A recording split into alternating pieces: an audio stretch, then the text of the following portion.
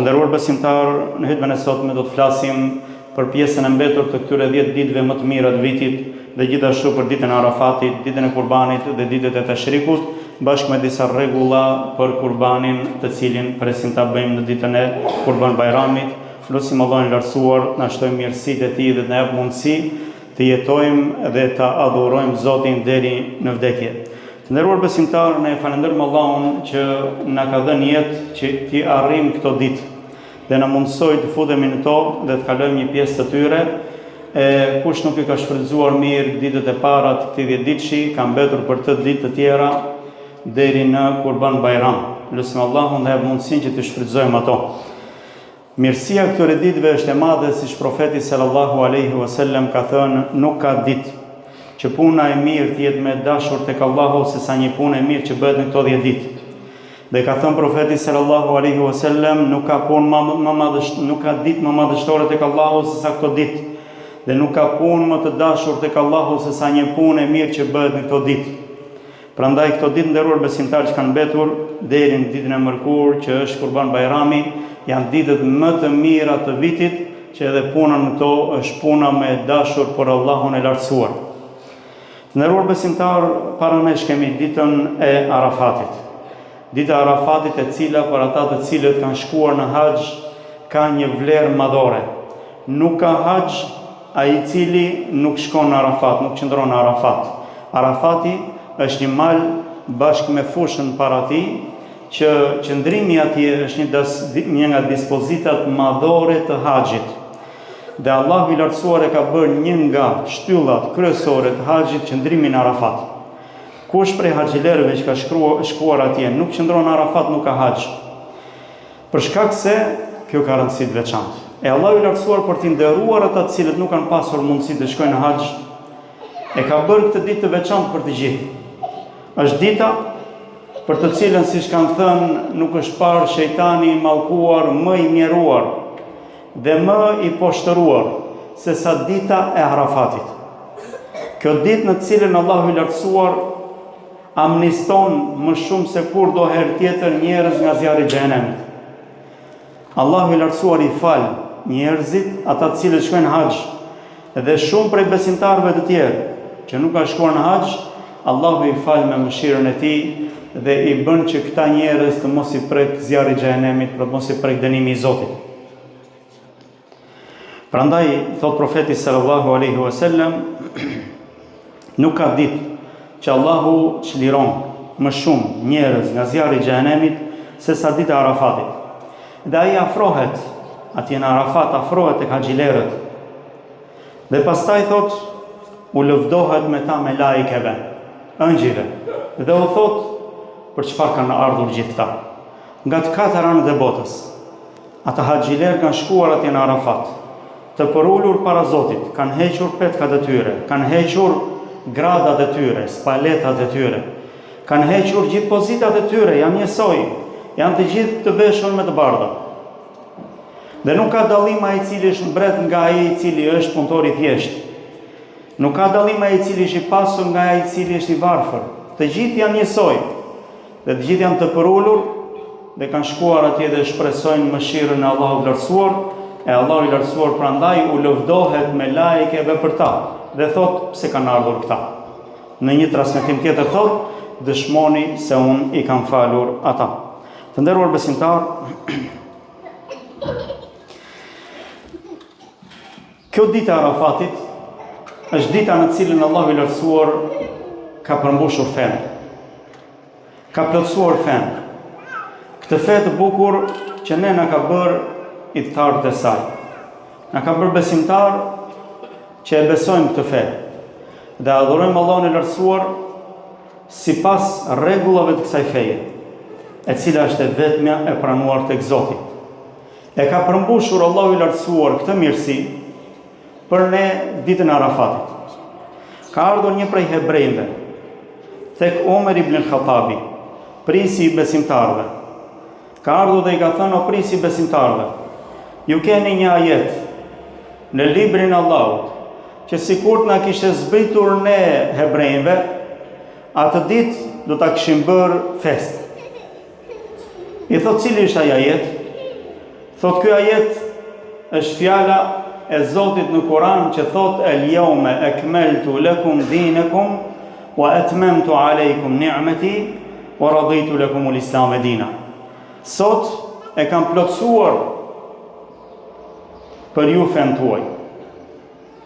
Dhe kam përmbushur mirësinë time ndaj jush. Dhe jam i kënaqur që ju të keni islamin fe. Thot Umeri radiallahu anhu, vallahi thot unë e di se kur ka zbritur kjo ajet. Kjo ka zbritur në ditë xumaje, ditën Arafatit, në të ngrysur të ditës Arafatit. Pra, në ditën Arafatit, Allahu i lartësuar e ka plotësuar fen ton dhe ne falenderojmë Zotin që na ka bërë besimtar të kësaj feje dhe lutim Allahun e lartësuar na bëj ta kuptojmë këtë fe e ta zbatojmë atë në jetën tona, të jetojmë me të deri ditën që do të takojmë Allahun e lartësuar. Kjo ditë nderuar besimtar është prej sunetit që të agjerohet për ata që nuk janë në haxh.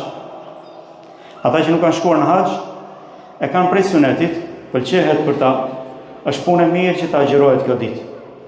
Ndryshe nga haxhilerët. Haxhilerët pëlqehet për ta të mos e agjerojnë këtë ditë, sepse duhet i përkushtohen duas dhe ibadetit, adhurimit në atë ditë.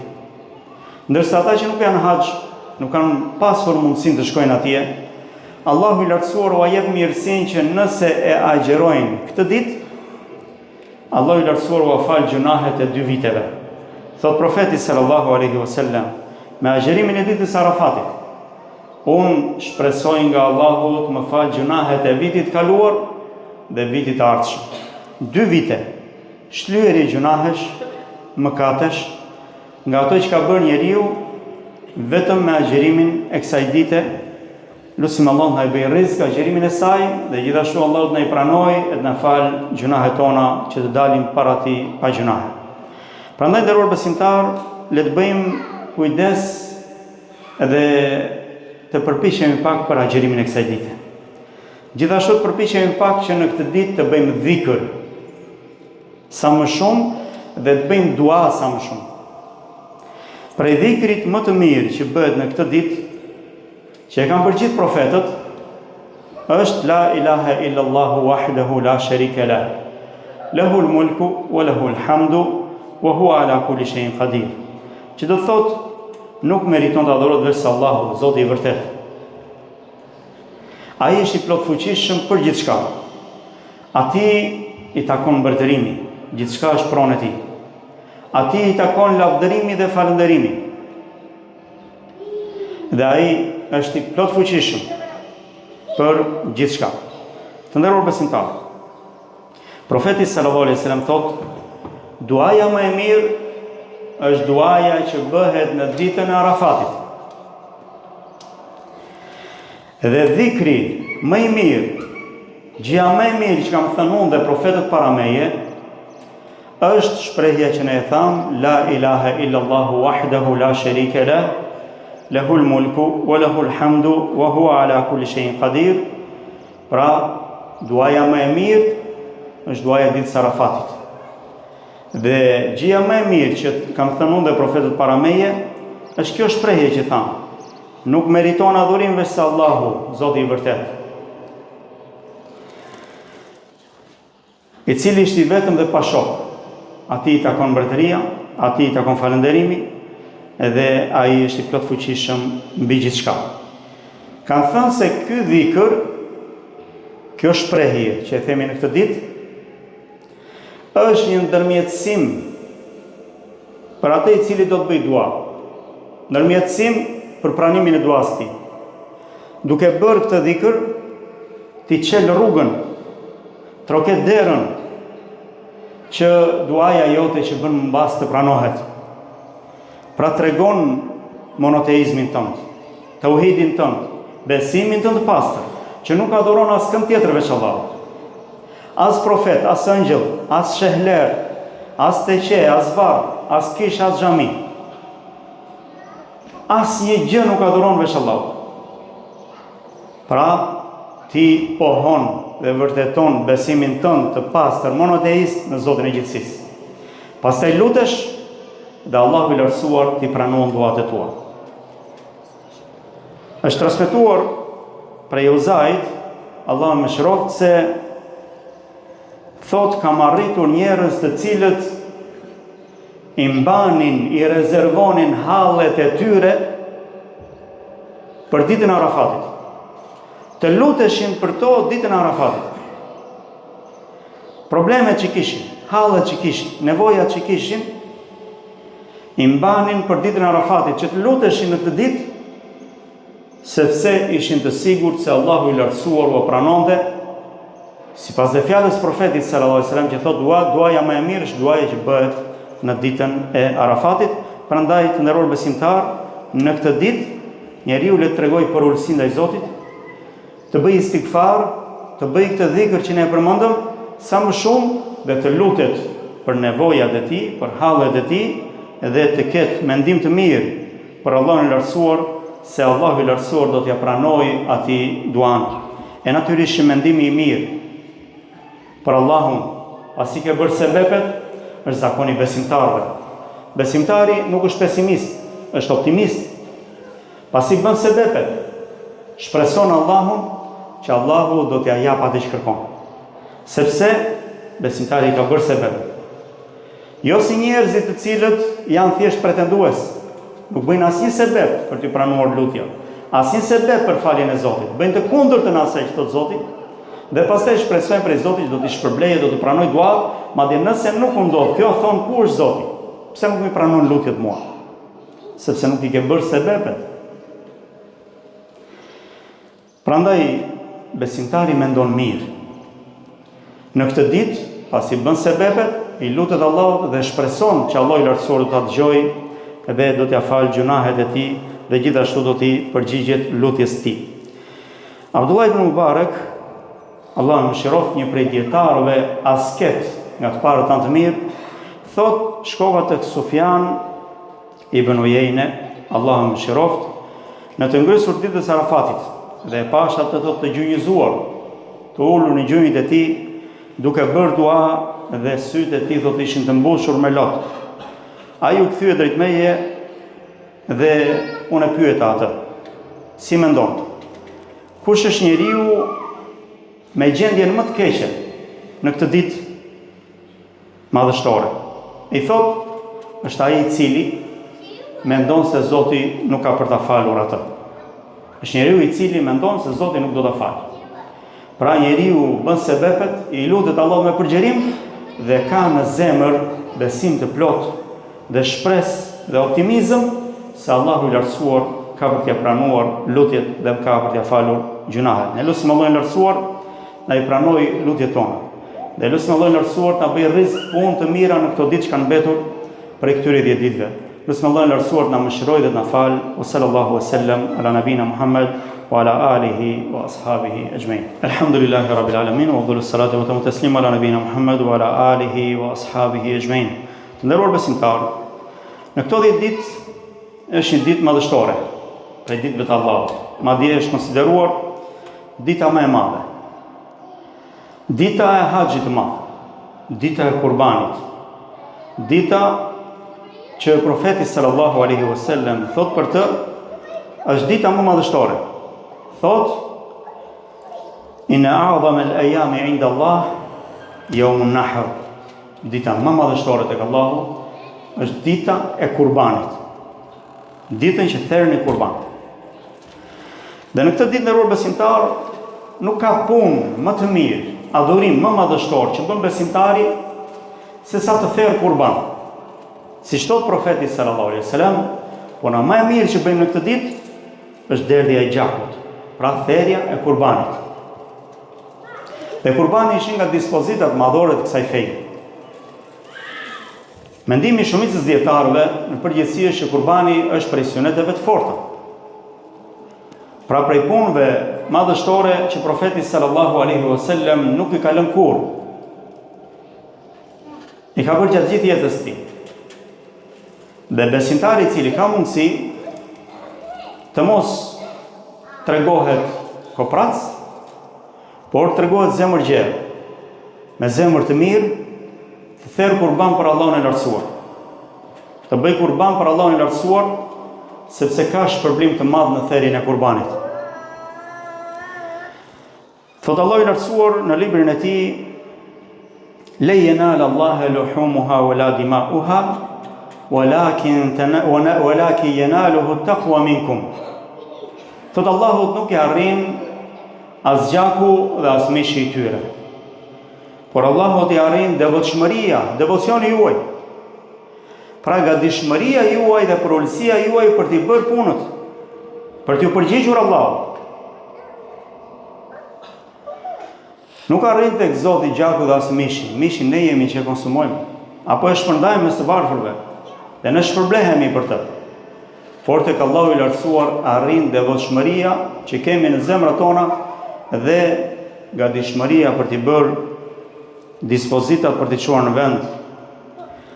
Allahu i lartësuar gjithashtu thot në surën Kauthar: "Fasalli li rabbika wanhar." Ti falu vetëm për Zotin tënd dhe për të bëj kurban.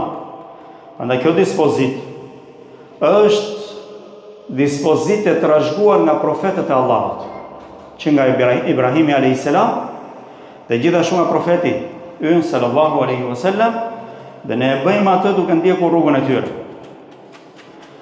Dhe siç Allahu urdhëron në surën Kauthar, vetëm për Zotin tënd falu dhe vetëm për atë bëj kurban, duhet themi se nuk lejohet, të nderuar besimtar, që bagëtit të theren në ndonjë teqe, në ndonjë varr, në ndonjë vend të mirë. Sepse nëse e therë në këto vende i ke bërë idhujtari Allahut, nuk është për Allahun, Allahu nuk e pranon. Madje merr gjunah, madje del nga Islami. Prandaj le të përcjellim njerëzve tanë, njerëzve të cilët marrin bagëti dhe shkojnë nëpër male dhe i therin në për vendet mira në për teqe. Tu tregojmë se kurbani bëhet vetëm për Allahun, bëhet në ditën e Kurban Bajramit, apo në ditët e Shrikut, në 4 ditë të përcaktuara për kurban. Theret vetëm për Allahun dhe ka rregullat të cilat janë përcaktuar në fen tonë. Vetë profeti sallallahu alaihi wasallam ka pas bërë kurban.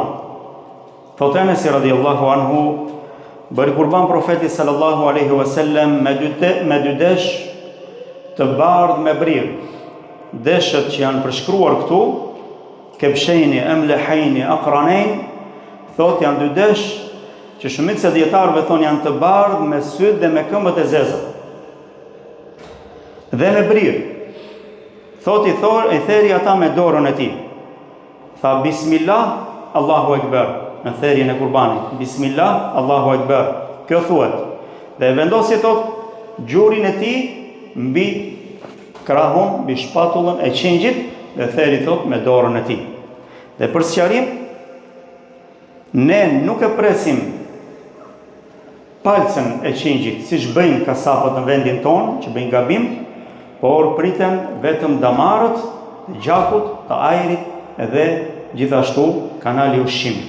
5 gjëra priten, pastaj lihet ashtu derisa t'i dalë shpirti dhe ta nxjerrë të gjithë gjakun e tij, sepse kështu pastrohet mishi, dhe këto janë rregullat e fesë tonë, në të cilat Allahu i lartësuar na udhëzon dhe në to ka mirësi padyshim.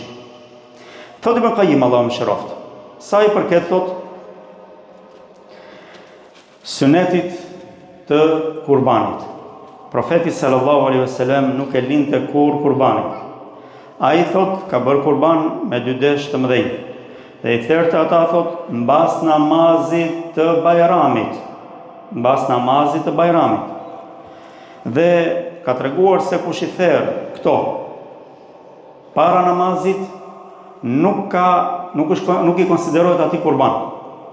Ndërsa kush i therë mbas namazit, i tilli ja ka qelluar sunetit të profetit sallallahu alaihi wasallam dhe udhëzimit të tij. Dhe këtë e gjim në hadith nderor besimtar të transmetuar nga Bara ibn Azib dhe hadithi është tek Buhari dhe Muslimi, që thot profeti sallallahu alaihi wasallam, ai i cili therr kurban para namazit ka therrur për veten e tij, i konsiderohet thjesht për mish. Ndërsa kush therr mbas namazit, i tilli i konsiderohet kurban dhe i tilli ja ka qelluar thot sunetit ton udhëzimit tonë.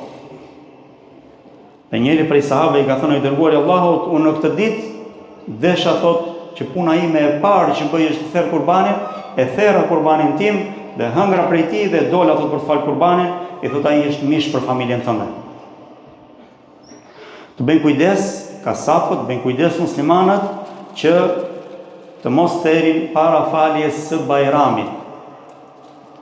Pra të bëjmë kujdes, mbas asaj konsiderohet kurban, e para asaj nuk konsiderohet kurban.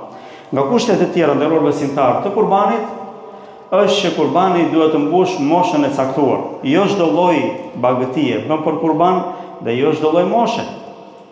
Ato që bëjmë për kurban janë vetëm devet, lopët, dhënd dhe dhit. Por është përcaktuar minimalja tek dhënd që bëhet kurbani në përgjithësi, është më popullori. Minimalja e moshës të jetë 6 muaj. E nëse është më i madh është më mirë. 6 muaj ka thënë nëse ka trup dhe duket sikur është më i madh. Tek dhit mbi 1 vjeç. Tek lopët mbi 2 vjeç edhe tek devet mbi 5 vjeç.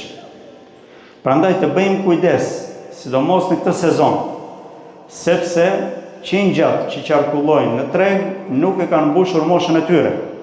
Të sigurohemi vetëm tek ata musliman që kemi besim tek ata që na japin kurbanin e duhur me kushtet e duhura. Gjithashtu kurbani nuk duhet të ketë mangësi.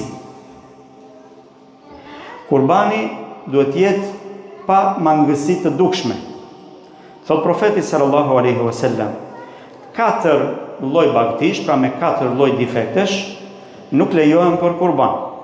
E para thot e verbra që duket qartë që është e verbër. E çala e cila duket qartë që është e çala. E sëmura që duket qartë që është e smur dhe e plakura shumë e cila nuk dallon se çfarë ha dhe çfarë veprimesh bën. Pra këto janë cenet problematikat më të mëdha të kurbanit.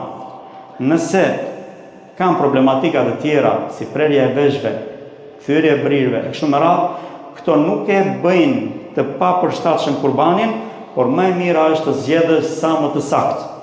Pra kurbani është i pranuar, por më e mira është të zgjedhësh sa më të saktë. Të nderuar besimtarë, mbas Kurban Bajramit janë ditët e Teshrikut.